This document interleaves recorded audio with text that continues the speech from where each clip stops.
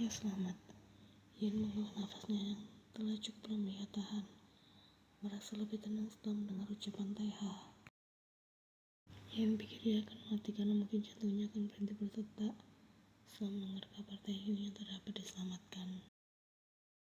Teha tersentak ketika tiba-tiba Ian memeluknya dengan erat. Tangis gadis itu seketika pecah namun penuh dengan kelegaan. Ian bergumam jika ia percaya pada Teha tak akan berkata bohong. Kau dapat membenciku seumur hidup jika aku berbohong padamu, ucap Teha.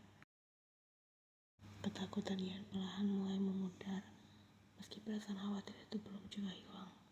Namun setidaknya Tuhan masih memberi ia kesempatan untuk bertemu dengan Taehyung lagi.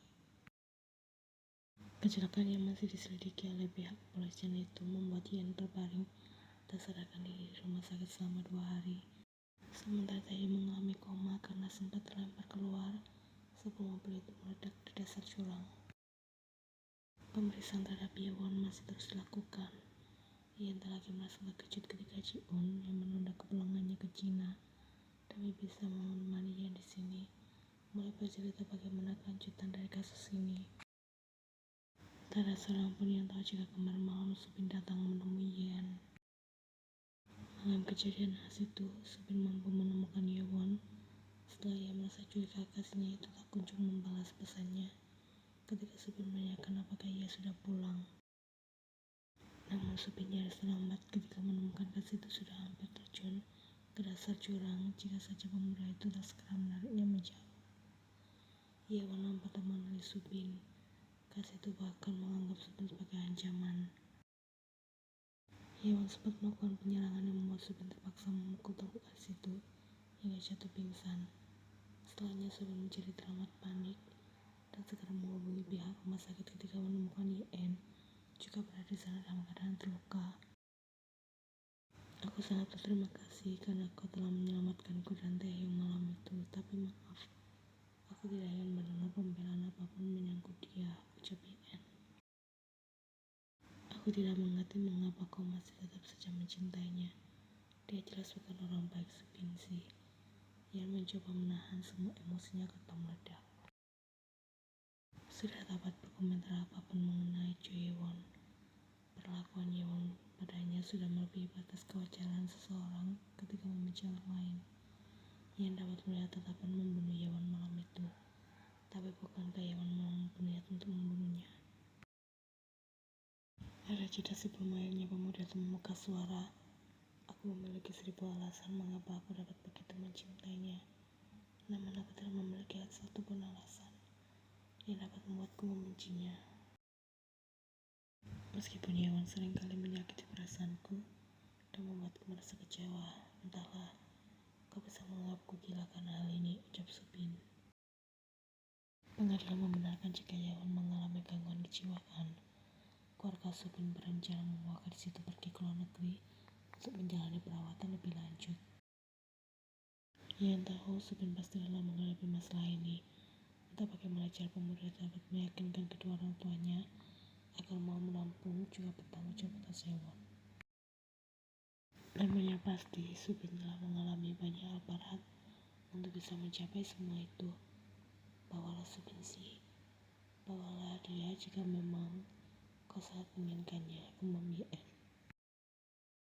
Ian masih dapat mengingat saat itu kedua mata Subin sudah membuat sempurna lantaran tak percaya bahwa dia pergi sejauh mungkin. Pastikan dia tak akan pernah lagi terlihat di hadapanku dan juga Taehyung, lanjut Ian. Pertama kali melihat sosok yang terbaring lemah di salah satu ranjang ruang ICU, Ian tak dapat menahan air matanya. Itu benar Kim Taehyung. Ian merasa lega sekaligus sedih melihat keadaan tubuh Taehyung penuh dengan segala perawatan medis yang menopang hidupnya. Terdapat sedikit memar di kepala laki itu dan beberapa luka gores serta lecet di beberapa bagian tubuhnya. Meskipun sempat terlempar keluar dari mobil, pihak medis memastikan bahwa Taehyung tidak mendapat luka serius pada bagian kepala, namun dokter mengatakan saat ini ia koma. Ian sudah mendapat izin keluar dari rumah sakit kemarin pagi. Sebenarnya ia masih dalam proses pemulihan, namun berbekal bakat memujuk yang hampir tak pernah kali ia lakukan, pada akhirnya Vincent mengalah, membawanya pergi menemui Taehyung. Kim Taehyung, Vincent menerawang. Anak keras kepala itu berniat tinggal bersama ibunya setelah penolakanku terhadap Choyewon.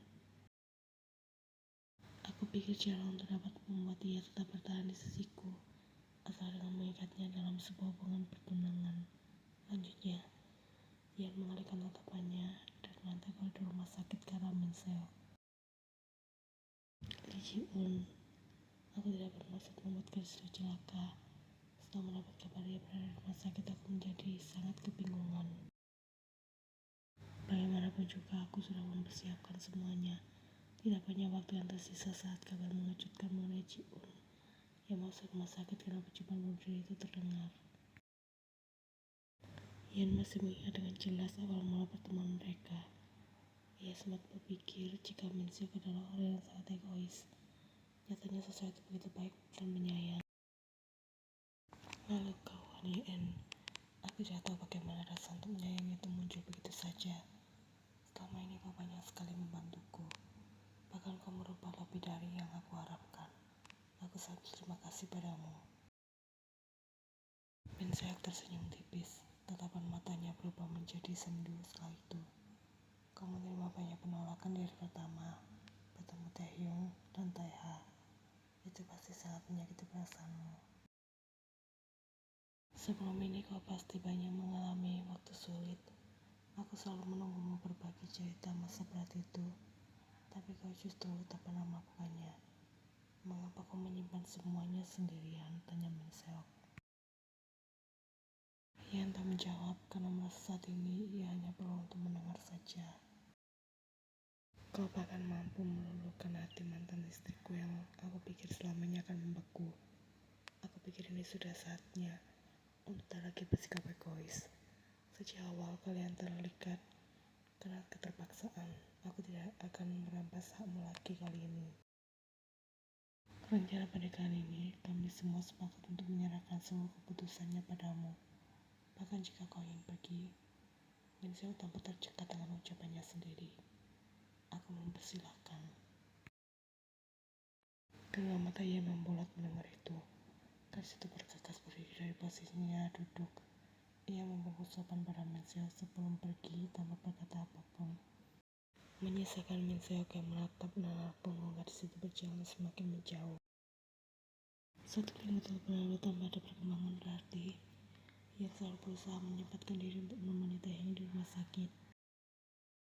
Meskipun ia tidak dapat berkunjung setiap waktu karena masih berada di dalam tahap pemulihan, juga jadwal kunjungan pasien ruang ICU yang terbatas sesuai ketentuan pihak rumah sakit.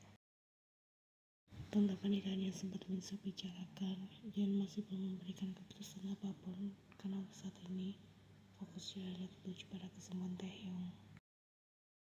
Dini hari tepat di hari ke-10 terbaring koma, Yen mendapatkan kabar bahwa Taehyung telah sadar dengan banyak membawa harapan baik yang segera bergegas menuju rumah sakit. Namun sesampai di sana ia hanya menemukan Min-seok dan Taeha di depan ruang ICU.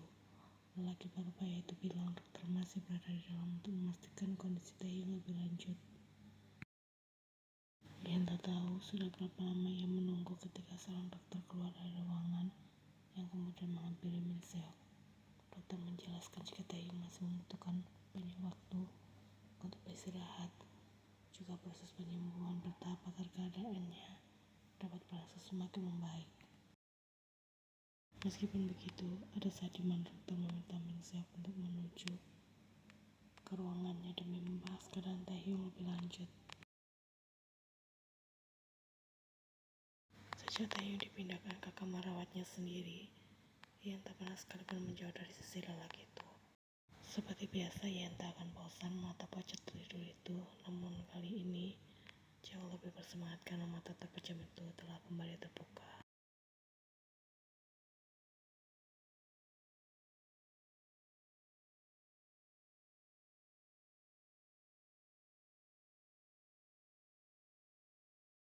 Pulanglah, Kau harus makan siang dan membersihkan dirimu terlebih dahulu, ucap Jaehyun yang baru datang menjenguk. Aku ingin melihatnya bangun pasien tanpa menoleh. Kasis itu mengusap punggung tangan Taehyung dengan hati-hati, karena masih terdapat beberapa luka di sana. Kau belum makan siang, Yena. Bahkan kau tidak menyentuh sarapan pagimu. Kau bisa kembali lagi nanti malam. Jaehyun masih gencar membujuk. Yen mengabaikan semua ucapan Jaehyun, kembali fokus pada Taehyung yang masih senantiasa terlelap, sementara Jaehyun sendiri tampaknya juga sudah lelah untuk terus membujuk.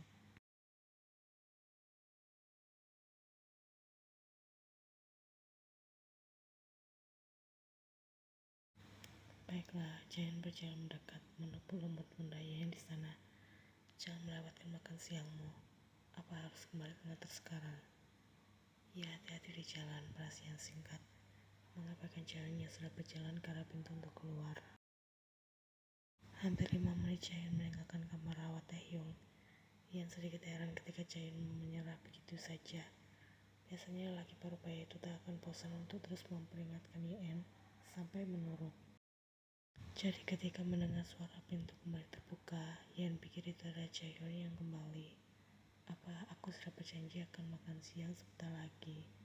Jadi kau tidak perlu khawatir, ucap Yen sedikit merasa jengkel.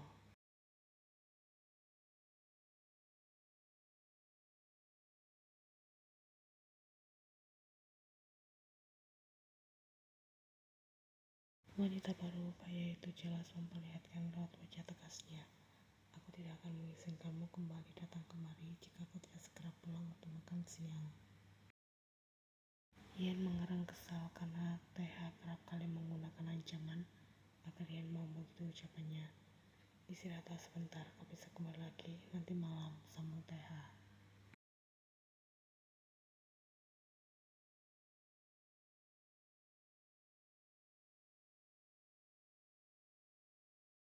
Yen sudah berkata suka karena tetap ingin tinggal. Umumnya aku masih ingin di sini sebentar lagi saja. Baiklah jika kau lebih memilih untuk menuruti ucapanku, balas TH. Tidak seperti itu, sanggal Yen dengan segera. Gadis itu mendengus pelan, tanpa tahu TH di sana tengah menahan senyum melihat wajah frustasi Yen. Baiklah, aku akan pulang sekarang, ucap Yen meski agak tak ikhlas. Yen berlari menatap wajah telah Taehyung sekali lagi, hingga perasaan enggan begitu kembali muncul.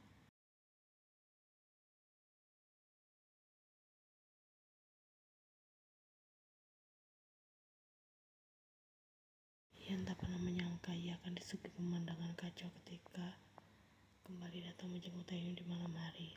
Lelaki itu memberontak hingga membuat TH, Minseok, dan seorang dokter merasa kewalahan.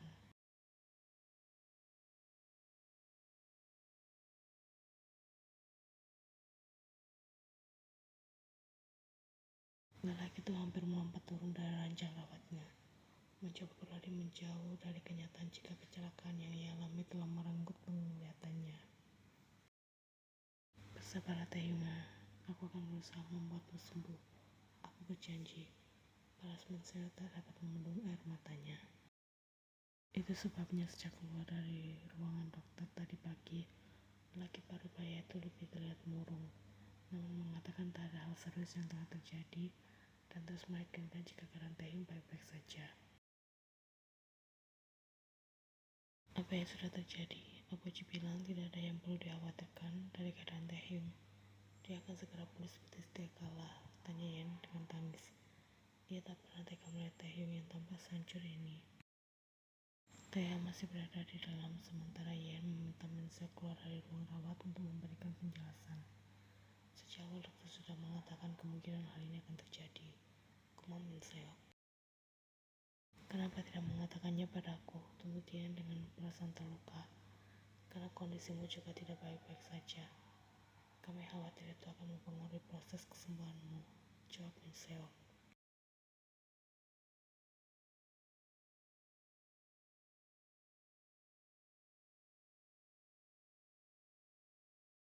Ia tidak bisa membayangkan pada posisi Taehyung saat ini. Dunia lelaki itu sudah pasti terasa hancur. Ketakutan dan mengerti mengapa Tuhan memberikan cobaan seberat ini.